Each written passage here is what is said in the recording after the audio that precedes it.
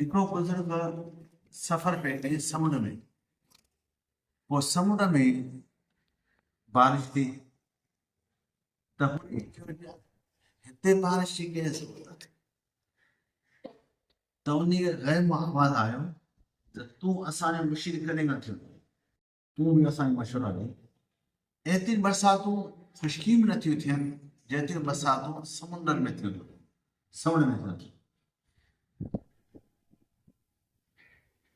ही जो पाणी बरसात जो अचे थो इहो ककरनि में नथो अचे, ककरनि में पाणी कोन्हे, सम्झो, ककरनि में पाणी कोन्हे।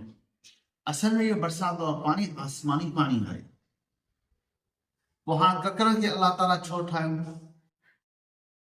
ककरनि खे अलाह ताला ठाहियो ॿिनि शयुनि लाइ। हिकु तौर अलामत ते त माण्हू ख़बर मींहुं अचे पियो तयारी कयो, काठियूं अंदरि कयो, माल अंदरि कयो, बरसाति जो मौसम आहे, मौसम ख़राब लॻे, छित लॻो, हीअ करियो हो करियो, बरसाति खां पंहिंजो दिफ़ा कनि। बरसाति घड़ी बीठी आहे, जल्दी माण्हू घर वञे, सम्झो जी ॻाल्हि। ॿियो इन करे त आसमानी पाणीअ खे इहो छाणींदा आहिनि। असल कमु बरसाति जो ककरनि जो आहे आसमानी पाणीअ खे छाणणु आहे। जेकॾहिं इहे ककर न हुजनि ऐं आसमान खां सिधो पाणी अगरि ज़मीन ते किरे त उहो ज़मीन खे फाड़े छॾे। इहे असांजी जायूं, असांजी बिल्डिंगूं साम्हूं न, असीं पाण साम्हूं सलामत न आहियूं, असांजे मथां पाणी बंदि थी वञे। ॾिसो नथा, जॾहिं असां सिंग मोटर ते हलूं था पोइ फुल लॻंदे कीअं न लॻंदो आहे न, कोन तकलीफ़ इन करे। हाणे हुतां वञी आसमान खां सिधो पाणी किरे त उहो ज़मीन खे फाड़े थी, नुक़सान त थींदो। हालांकि बरसाति जो पाणी त बरकत वारो आहे, उहो त आहे रहमतनि वारो हुजे, ज़मीन खे ख़ुशगवार करे। हिते त पाण माशाल्लाह हर शइ निज़ाम आहे। जिते बयाबान आहिनि, जीअं थर जो इलाइक़ो आहे, रेगिस्तान जो इलाइक़ो आहे, फिलिस्तान जो इलाइक़ो आहे, त उन्हनि में पाणी कीअं, इहो बरसाति जो पाणी आहे, जो गॾु थिए थो, माल पीए थो, माण्हू पीअंदा, ज़मीन आबाद थिए थो। सम्झो जी ॻाल्हि। ऐं एतिरी जेको आहे अलाह ताला जो निज़ाम आहे पाणी खे पहुचाइण। पोइ किथे अलाह ते पथरी ज़मीन आहिनि, जीअं जबल आहिनि, पहाड़ आहिनि, सख़्तु ज़मीन आहिनि, उन्हनि ते पाणी पहुचंदो आहे आसमान ज़रिए। ऐं जेके नरम ज़मीन आहे, टिपान जो इलाइक़ा आहिनि, हिते अलाह ताला पाणी पहुचाईंदो वाहे करे, सैलाब खे, इहे वाटर ऐं दरियानि जे ज़रिए पाणी अचे, इहो निज़ाम आहे अलाह ताला। बाक़ी हाणे बरसातूं अची असांजे मथां पियूं आहिनि, ज़हमतूं अची पवंदियूं आहिनि, त इहे असांजा लक्षण, इहे असांजा अमाल, सम्झो। ऐं वॾे में वॾो असांजे इन करे त असां जो दिलूं जेका न पघर जी दिलूं थी वियूं, न विसण कुलूब दिया, ऐं क़यामत वेठी थींदी त माण्हुनि जी दिलूं पघर जी दिलूं जहिड़ी थींदी। बग़रनि जो छा निज़ाम आहे? बग़रनि जो निज़ाम इहा आहे, जॾहिं 8-10 बग़र कढूं था त उन मां जो कमज़ोर बग़र हूंदो, जो ज़ईफ़ बग़र हूंदो, जंहिंमें सघ न हुजे, बाक़ी बग़र उन खे खाए चिटके छॾे। असांजो निज़ाम इहा आहे, जो सोली सिंधी में चवंदा, जंहिंखे जिते थक लॻे दसीस आया कोन, इहो आहे।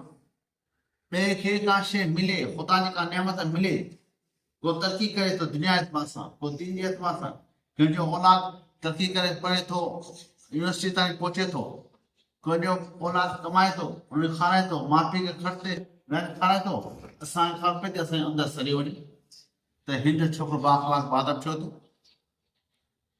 ऐं जेकॾहिं असांखे खपे त फिराए छोकिरा ठरो पीअनि था, शराब पीअनि था, बदमाशी कनि था, त असांखे जूं नथी पहुचे, अफ़सोस बि नथो थिए।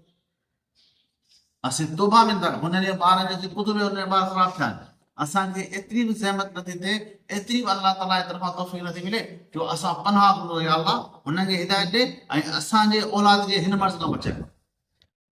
इहा दुआ नसीब कोन घुरो, इहे असांजा लक्षण आहिनि या कोन्हे, आहिनि न? पोइ न हूंदो त पोइ इहे सैलाब में छाईंदो।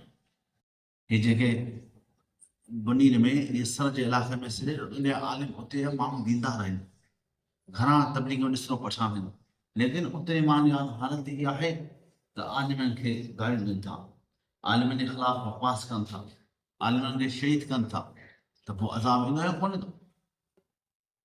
अज़ाब ईंदो या कोन्हे थो?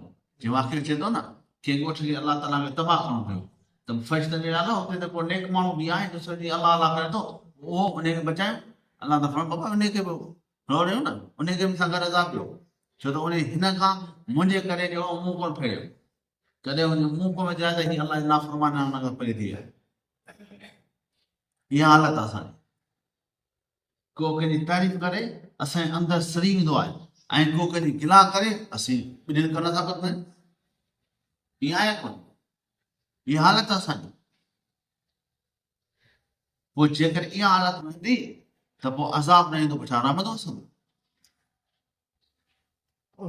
हमेशह नबी साईं जिन जी आदत मुबारक हूंदी, साईं जिन को आंधी तूफान ॾिसणा, हाँ या ककरनि खे ॾिसणा हुया, कारो पतो अचे पियो त अज़ाब में नबी साईं नफ़ल पढ़ी करे तौबा इस्तग़फ़ार कंदा हुआ, अल्लाह जी पनाह कंदा हुआ।